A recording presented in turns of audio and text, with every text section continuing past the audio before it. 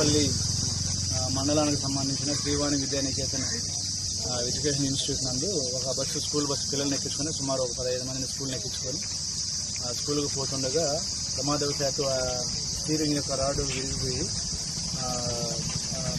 Bus బోల్తా పడినది. ఆ బోల్తా పడిన విషయంలో ఒక పాప భవిష్య అనే పాప చనిపోయింది. అక్కడ చనిపోయింది. మిగతా వాళ్ళందరూ కూడా గాయాలు తగలబడ్డాయి.